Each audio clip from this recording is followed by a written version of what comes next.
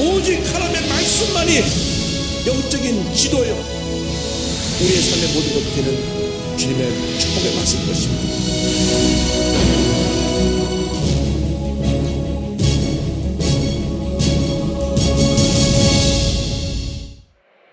오늘은 사무엘하 13장 34절 이하의 말씀을 가지고 압살롬의 도망과 귀환이라고 하는 제목을 가지고 말씀을 나눕니다.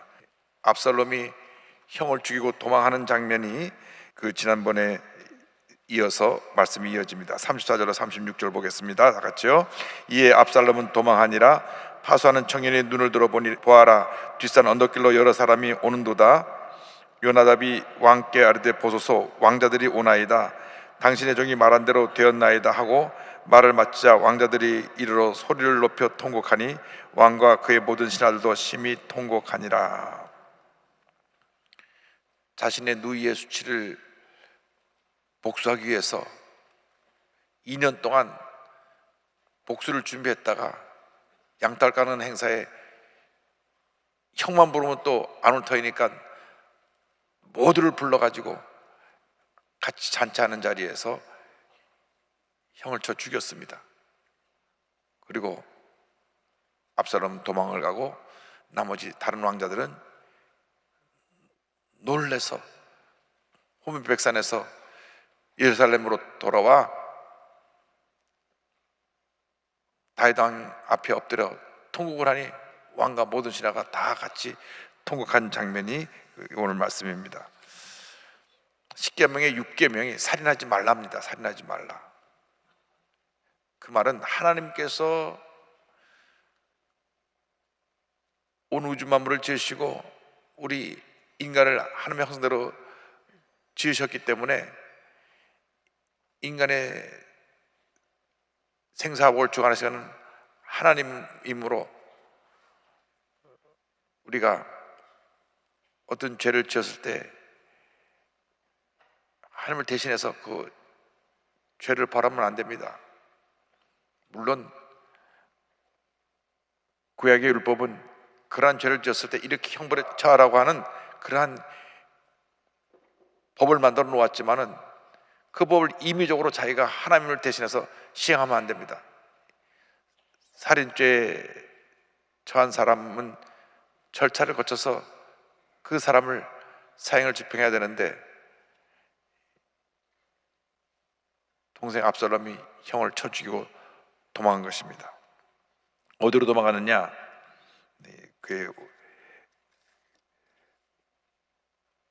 어머니가 살던 고향으로 돌아갑니다. 그술에 거주한 압살롬입니다. 37절로 39절입니다. 압살롬은 도망하여 그술왕 암미엘의 아들 달메게로 갔고 다윗은 날마다 그의 아들로 말미암아 슬퍼하니라. 압살롬이 도망하여 그술로 가서 거기에 산지 3년이라. 다윗 왕의 마음이 압살롬을 향하여 간절하니 암논은 이미 죽었으므로 왕의 위로를 받았음이더라. 이스라엘 북쪽 지역에 구술이라고 하는 지역인데 이 구술이란 지역으로 압살롬이 도망을 갑니다. 이 구술은 작은 그 당시에 있던 나라 가운데 하나인데 나라의 규모가 조그만해서 여러 나라들이 근처에 왕국을 이루고 있었는데 그때 그 왕이 누구냐 하면 달메입니다. 달메의 딸의 아들이 압살롬입니다. 그러니까 압살롬이 외할아버지가 있는 대로 도망을 간 것입니다. 사무엘하 3장 3절 보면 설명이 나옵니다. 둘째는 길답이라 갈메 사람 나발의 아니었던 아비가일의 소생이요 셋째는 압살롬이라 구스랑 달메의 딸 마아가의 아들이요. 그러니까 외할아버지가 왕으로 있는 구슬 그 지역으로 가서 그 나라로 가서 거기서 3년 동안 거기서 쥐 죽은 듯이 아버지를 피하여 그것에 와서 머물러 있었습니다. 3년이 지나가니까 점차 그들 죽은 슬픔이 이제 희석되어져 가고 도망을 가서 얼굴 보지 못하는 압살롬이 보고 싶어졌습니다. 부모의 마음은 자식이 아무리 큰 잘못을 해도 그 자식을 향한 내리사랑이 있는 것입니다.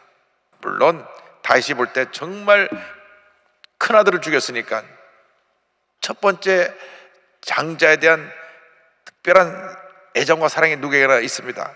첫 번째 아들을 갖다가 압살롬이 죽였으니까 그 분노가 말로 할 수 없었을 것입니다. 그러나 3년이 지나가면서 아이고 압살롬은 어떻게 지냈는지 궁금했습니다. 요압 장군이 가만히 왕을 보니까 왕이 압살롬을 그리워하는 것 같아요. 그래서 압살롬을 귀환시키기 위해서 요압이 계략을 세웁니다. 그래서 두고아의 여인을 등장시켜서 이제 말을 만들어 가지고 왕에게 들여보냅니다. 14장 1절로 3절을 보겠습니다. 수리아의 아들 요압이 왕의 마음이 압살롬에게로 향하는 줄 알고 두고아의 사람을 보내 거기서 지혜로운 여인 하나를 데려다가 그에게 이르되 청하건대 너는 상조가 된 것처럼 상복을 입고 기름을 바르지 말고 죽은 사람을 위하여 오래 슬퍼하는 여인같이 하고 왕께 들어가서 그에게 이러이러하게 말하라 하고 요압이 그의 입에 할 말을 넣어주니라. 이제 압살롬을 데려오기 위해서 요압이 계략을 꾸밉니다. 딱 거짓으로 이제 모든 상황을 만들어 가지고 사람을 등장시켜서 왕에게 보내서 이제 왕의 마음을 돌이키게 하려고 그러한 계획을 세운 것입니다. 물론 이 계략이 나중에 다 드러나게 되지만은 우리 한 가지 여기서 알아야 될 것은 우리가 어떤 일을 타당화하기 위해서 잘못된 방법을 택하는 것은 옳지 않다. 목적이 선하면 방법도 선해야 된다는 것을 우리가 먼저 알아야 됩니다. 우리가 어떤 목적을 위해서 잘못된 방법을 사용하면 그것은 목적을 이룰 수 있을지 몰라도 꼭 문제와 탈이 생겨납니다. 요압이 자꾸 이런 계략을 세우고 그러다 나중에 보면 결국 요압이 다윗 살아 있을 때까지는 그가 자리를 유지했지만은 솔로몬 때 반역자의 편에 서는 바람에 죽임을 당하는 그런 결과를 맞이하게 됩니다. 자, 두고의 여인이 어떻게 이제 그 요압의 말을 들고 가서 전했는지 14장 4절로부터 보겠습니다. 두고의 여인이 왕께 아랠 때에 얼굴을 땅에 대고 엎드려 이르되 왕이여 도우소서 하니 왕이 그에게 이르되 무슨 일이냐 하니라. 대답하되 나는 진정으로 과부니이다. 남편은 죽고 이 여종에게 아들 둘이 있더니 그들이 들여서 싸우나 그들을 말리는 사람이 아무도 없으므로 한 아이가 다른 아이를 쳐 죽인지라.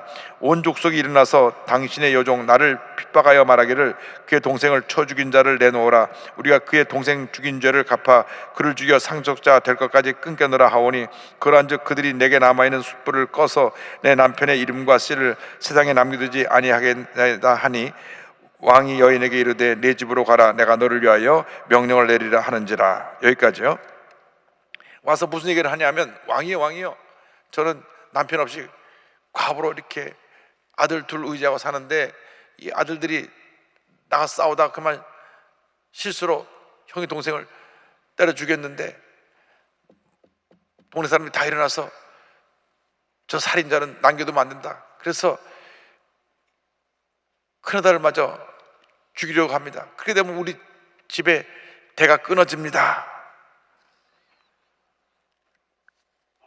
그리고 이어서 9절로 11절까지 보겠습니다. 두고의 여인이 왕께 아뢰되 내 주 왕이여 그제는 나와 내 아버지의 집으로 돌릴 것이니 왕과 왕에는 허물이 없으리이다. 왕이 이르되 누구든지 내게 말하는 자를 내게로 데려오라. 그가 다시 너를 건드리지도 못하리라 하니라. 여인이 이르되 청한대 왕은 왕의 하나님 야훼를 기억하사 원수 가늠자가 더 죽이지 못하게 하옵소서. 내 아들을 죽일까 두렵나이다 하니 왕이 이르되 야훼께서 살아계심을 두고 맹세하노니 내 아들의 머리카락 하나도 땅에 떨어지지 아니하리라 하니라. 이 과부는 자기 두 아들이 싸워서 한 사람이 형이 동생을 죽인 것처럼 얘기를 했는데 이것은 무엇에 빗대어 얘기한 것이냐면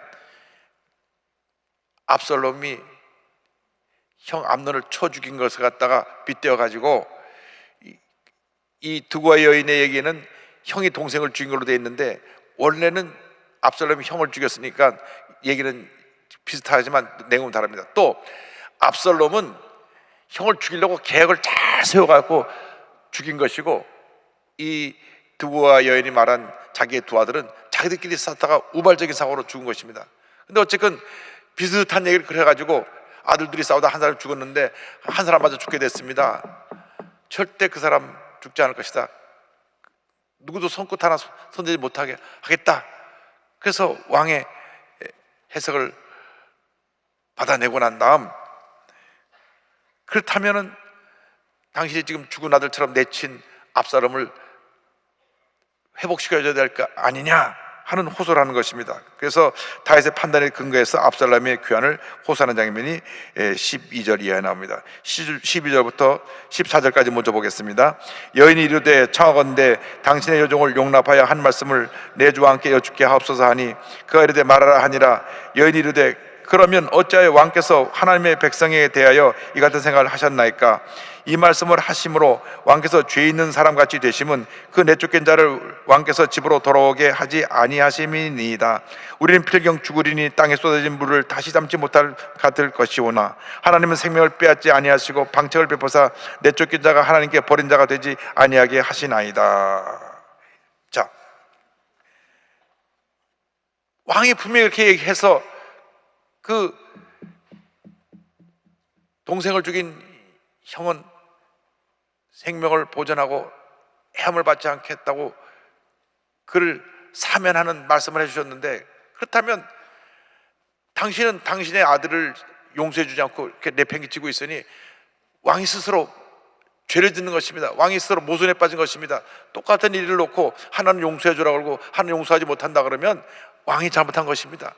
우리가 다 결국은 하나님 앞에서 이제 죽음의 때 이 세상을 떠나갈 것인데, 그렇게 왕이 스스로 한 사람은 용서해 줘야 된다고 말하고 한 사람 용서하지 못한다고 하면은 스스로 잘못을 하는 것입니다. 이렇게 왕에게 말합니다. 그래서 15절로 10절 이제 다시 보겠습니다. 이제 내가 와서 내 주 왕께 이 말씀을 여쭈는 것은 백성들이 나를 두렵게 하므로 당신의 여종이 스스로 말하기를 내가 왕께 여쭈오면 혹시 종이 처하는 것을 왕께서 시행하실 것이라 왕께서 들으시고 나와 내 아들을 함께 하나님의 기업에서 끊을 자의 손으로부터 주의 종을 구원하시리라 함이니이다. 당신의 여종이 또 스스로 말하기를 내 주 왕의 말씀이 나의 위로가 되기를 원한다 하셨사오니 이는 내 주 왕께서 하나님의 사자같이 선과 악을 분간하심이니이다. 원하건대 왕의 하나님 여호와께서 왕과 같이 계시옵소서. 그래서 이제 왕이 선과 악을 구별하심으로 이제 하나님 함께 계셔서 하나님께서 주시는 그러한 지혜로 옳은 판단하시기를 원합니다. 이렇게 압살롬을 내쳐서 아들을 내쳐서 죽은 자처럼 내버려두고 만약에 돌아오게 될 때 백성들이 일어나서 살인자가 온다고 해서 그를 죽이면 어떡합니까? 분명히 용서해 준다고 했고 사함 준다고 내 아들을 사면을 해준 것처럼 당신의 아들에게도 그렇게 적용하시옵소서. 그렇게 얘기를 합니다. 그제서야 왕이 이건 요압 장군이 이 두고와 여인에게 말을 집어넣어서 나한테 이런 얘기를 하게 했구나 깨닫게 됩니다. 요압의 압살롬 귀환을 깨달은 다윗의 이야기가 14장 18절 이하에 나옵니다. 20절까지 보겠습니다. 왕이 그 여인에게 대답하여 이르되 바라노니 내가 내게 묻는 것을 내게 숨기지 말라. 여인이 이르되 내 주 왕은 말씀하옵소서. 왕이 이르되 이 모든 일에 요압이 너와 함께하였느냐 하니 여인이 대답하여 이르되 내 주 왕의 살아계심을 두고 맹세하옵나니 내 주 왕의 말씀을 좌로나 우로나 옮길 자가 없으리이다. 왕의 종 요압이 내게 명령하였고 그가 이 모든 말을 왕의 여종의 입에 넣어 주었사오니 이는 왕의 종 요압이 이 일의 형편을 바꾸려 하여 이렇게 함이니이다. 내 주 왕의 지혜는 하나님의 사제의 지혜와 같아서 땅에 있는 일들을 다 아시나이다 하니라. 맞습니다. 요압이 내게 말을 집어넣어서 내가 이렇게 왕에게 얘기한 것입니다. 왕은 하나님의 주신 지혜가 있어서 모든 일을 다 잘 아십니다. 여기서 우리가 한 가지 생각하고 넘어갈 것이 있습니다. 지도자가 잘못했을 때 나단처럼 하나님의 말씀을 가져와서 그 지도자의 양심에, 지도자의 이성적 판단에 잘못된 것이 무엇이고 어떻게 해야 될 것인가를 촉구한 그러한 신하가 있다고 하면, 선지자가 있다고 하면, 요압 장군은 그렇게 양심과 그 이성에 호소했다기보다는 감정적인 데 호소를 해서 이야기를 만들어내 가지고 없는 말을 통해서 왕을 설득하려고 한 것입니다. 자, 그리고 나서 이제 압살롬이 돌아옵니다. 21절로 24절입니다. 왕이 요압에게 이르되 내가 이 일을 허락하였으니 가서 청년 압살롬을 데려오라 하니라. 요압이 땅에 엎드려 절하고 왕을 위하여 복을 빌고, 요압이 이르되 내 주 왕이여, 종의 구함을 왕이 허락하시니 종이 왕 앞에서 은혜 입은 줄을 오늘 아나이다 하고, 요압이 일어나 구슬로 가서 압살롬을 데리고 예루살렘으로 오니 왕이 이르되 그를 그의 집으로 물러가게 하여 내 얼굴을 볼 수 없게 하라 하매 압살롬이 자기 집으로 돌아가고 왕의 얼굴을 보지 못하니라. 그래서 요압에게 데려와라.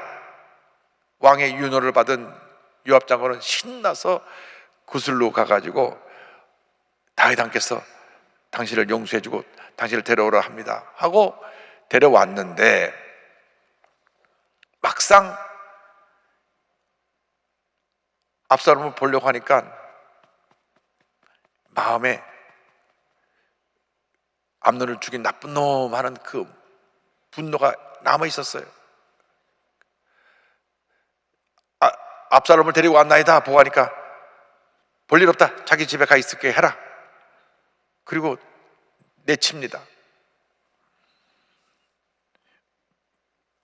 이왕 돌아오게 했으면 얼마나 압살롬이 위축이 돼서 그냥 주눅 들어서 왔겠습니까? 아버지가 용서한다 그랬어도 아버지가 사랑하는 큰아들 죽인 사람이니까 막 고기도 못 뜨고 이러고 들어왔을 텐데, 그러면 막 너 그런 형을 갖다가 그런 식으로 네가 잘잘못을 나한테 고해서 형을 벌하게 하지 내가 직접 형을 살해 죽일 수 있냐고 막 어미 꾸짖고, 다시는 그런 짓 하지 말라고 눈물 뚝뚝 떨어지게 야단을 치고 난 다음 이리 와 안아주면서 그래도 내가 용서한다. 그랬으면 아주 해피엔딩이 될 건데 꼴도 보기 싫다, 데리고 오지도 마라. 2년 동안이나 얼굴을 안 보는 동안에 압살롬 마음에 섭섭한 마음이 들었어요. 나는 오래 때는 뭐냐고, 안 보는 때는 안 된 것도 뭐고, 아버지 마음이 뭐 저래. 자기 아버지인데도 아버지에 대한 원한을 갖게 됐어요. 5년 동안 아버지를 못 보는 동안에 완전히 마음이 변질돼 갖고 나중에 이 아들이 반역을 합니다. 그래서 우리가 꼭 배워야 될 것은, 우리 부모님 또 교회 리더가 되시는 우리 장로님들, 우리 죄종들이 용서의 덕을 배워야 돼. 용서와 화해. 나에게 못되게 하고 잘못했다고 하더라도 잘못했다고 빌면 꼴도 보기 싫다, 저리 가라 하지 말고, 속 마음은 그렇더라도 눌러놓고, 그래 내가 잘못했다고 그러니까 용서한다, 같이 손잡고 기도해주고 풀어야 돼요. 그때 용서를 빌는데도 꼴도 보기 싫다고 고개 돌려버리면 그래 두고 보자 해가지고, 그래서 교회 내 원한을 품게 되고 나중에 큰 분란을 일으키는 문제를 가져오게 되는 것입니다. 불씨를 남겨놓게 되는 거예요. 압살롬이 그때 왔을 때 3년이나 자기가 살던 예루살렘을 떠나서 구슬 땅에 살며 얼마나 외롭고 힘들었겠습니까? 그래서 3년 동안 압살롬이 하룻밤도 제대로 편하지 못하고 난 살인자, 난 도망자 이런 생각을 했다가 3년 만에 불러서 오니까 야 드디어 내가 용서받는구나 왔는데 꼴도 보기 싫다니까, 아버지가 아직도 날 용서하지 않아? 그럴 수가 있나? 자기가 잘못한 건 다 잊어버렸어요. 자기가 형 죽인 건 다 잊어버리고 아버지에 대한 섭섭한 마음을 두고 보자. 그래서 이제 압살롬하고 이제 결국은 화해를 하긴 하는데 너무 늦었어요. 화해가 너무 늦으면 그 마음속에 그 앙금이 치료가 되지 않은 상태가 흠이 남게 되는 것입니다. 그런데 갑자기 이제 압살롬 모습을 소개합니다. 14장 25절 27절입니다. 이 압살롬 얘기를 소개하는 이유는 이 문제 때문에 나중에 압살롬이 죽임을 당하죠. 25절 27절까지 보겠습니다. 온 이스라엘 가운데에서 압살롬 같이 아름다움으로 크게 칭찬받는 자가 없었으니 그는 발바닥부터 정수리까지 흠이 없음이라. 그의 머리털이 무거움으로 연말마다 깎았으며 그의 머리털을 깎을 때 그것을 달아본즉 그의 머리털이 왕의 저울로 200세였더라. 압살롬이 아들 셋과 딸 하나를 낳았는데 딸의 이름은 다말이라. 그는 얼굴이 아름다운 여자더라. 압살롬이 아주 잘생긴 미남이었다. 압살롬의 외모를 얘기합니다. 참 외모가 잘났어요. 그래서 모든 사람이 압살롬만 바라본 하고 쳐다봤습니다. 우리나라의 유명한 영화 배우들 중에 잘생긴 사람 보면 하듯이, 누군지 잘 모르겠습니다. 그런 사람이 있는 것 같아요. 그런데 외모가 그렇게 훌륭했고 머리털이 자랑거리였습니다. 그 당시 이제 머리털을 길게 길렀는데 1년에 한 번씩 머리를 자르면 보통 이스라엘 남자가 머리를 자르는 머리 무게가 1년에 500g인데 왕의 저울로 200세겔이었더라. 200세겔이라고 하는 걸 왕의 저울로 따지면 그게 1세겔이 11.4g인데 200세겔이면 약 4.56kg이에요. 그러니까 일반 사람의 10배가 되는 부대도록 머리가 무거웠다. 그런데 역사학자인 요세푸스라는 사람이 그렇게 머리가 무거울 수 있는 이유를 뭐라고 설명했냐면, 그 당시 이 왕자나 왕족들은 머리에 기름을 바르고 머리에다가 이 금가루를 잔뜩 뿌려가지고 금을 묻혀갖고 주렁주렁 휘황찬란하게 늘어뜨리면서 다녔대요. 그러니까 이 머리에다 막 온갖 장식을 다 한 것 같아요.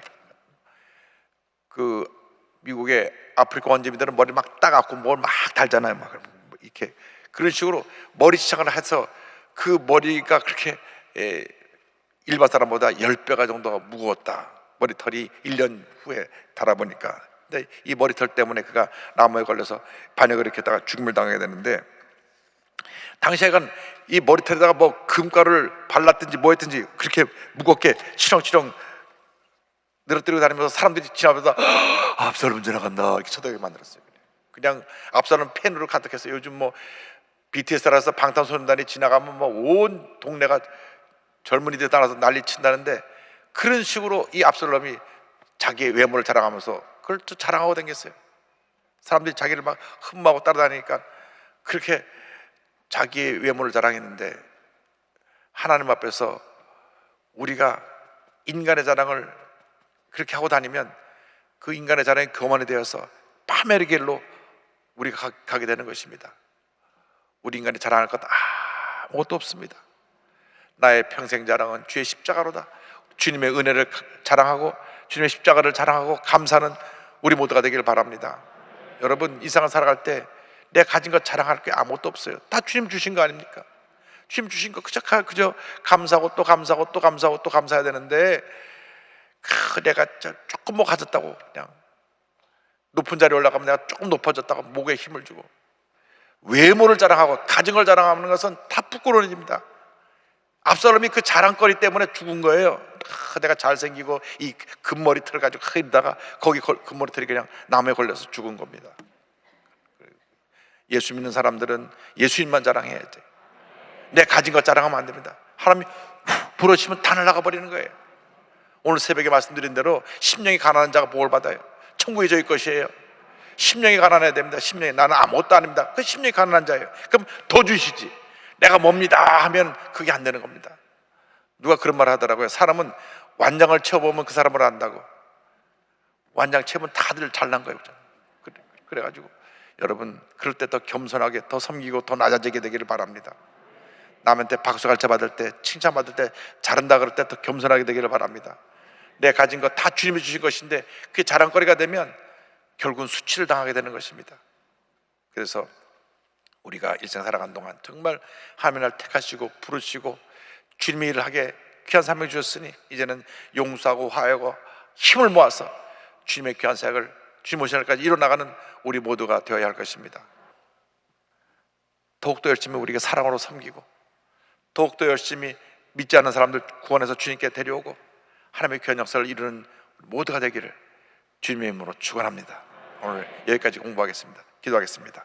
사랑과 은혜와 자비가 원하시는 하나님 아버지, 한 번뿐인 인생 살아가는데 우리가 너무나 이 세상에 가진 것 탐욕으로 그걸 소유하고 그것을 자랑거리로 삼아서 그것이 나에게 문제와 어려움을 가져오지 않도록 늘 우리가 깨어지고 낮아지게 하여 주시옵소서. 우리가 겸손하고 온유함으로 섬기고 사랑을 실천하며 하나님의 영광을 나타내는 귀한 일꾼들 되게 하여 주옵소서. 정말 마음에 못을 박는 상처를 주고 아픔을 주었던 일들을 주님이여 예수님의 사랑으로 용서와 화해를 통하여 하나님 그 모든 짐을 내려놓게 하여 주시고, 그렇게 해서 화목하여 한마음 되어 하나님의 위대한 역사를 이루나가는 우리 모두가 될 수 있도록 은혜 내려 주시옵소서. 주님, 이제 예배가 회복되고 있습니다. 우리 심령이 회복되어 성령으로 말씀으로 충만케 하여 주시고 뜨거운 열정으로 주님을 섬기고 맡긴 일에 최선을 다하고 사회에 선한 영향력을 끼치는 저희 모두가 되도록 주님 도와주옵소서. 예수님의 이름으로 기도드립니다. 아멘.